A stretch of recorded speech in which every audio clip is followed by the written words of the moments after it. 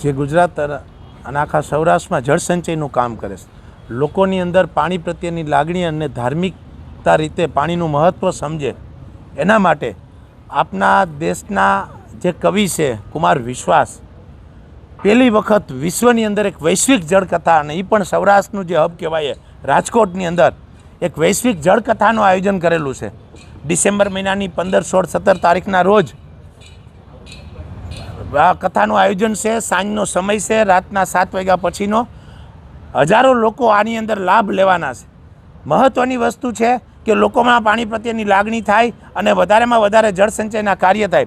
ગીર ગંગા પરિવારના 1,11,111 જળસંચય કરવાનો સંકલ્પ કરેલો છે. એ સંકલ્પને પૂર્ણ કરવા માટે આ કથાના ભાગરૂપે લોકોમાં અવેરનેસ આવે, અને દેશના વડાપ્રધાન નરેન્દ્ર મોદી સાહેબે પણ સૂત્ર આપ્યું છે જળસંચય જનભાગીદારી. આ સૂત્રને સાર્થક થાય અને ગામડાઓનો વિકાસ થાય, એના માટે અમારો પ્રયત્ન છે.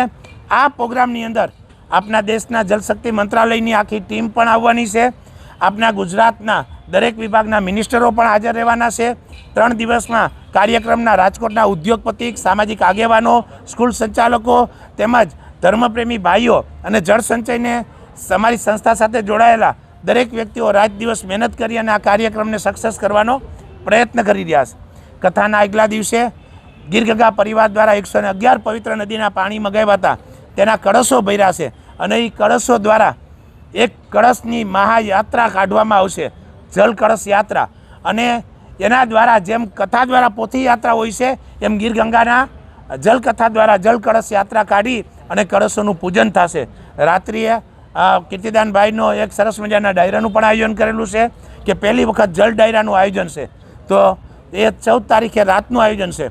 તો ગીર ગંગા પરિવારના પ્રમુખ વતી હું આપણા ગુજરાતના દરેક ધર્મપ્રેમી ભાઈઓને કહું છું કે આ જલકથા આપણા બધાની છે. ચાલો આપણે પણ આપણી પવિત્ર ભૂમિની હરિયાળી ભૂમિ કરવા માટે આ જળસંચયના કાર્યમાં ક્યાંક ને ક્યાંક સહભાગી થઈએ.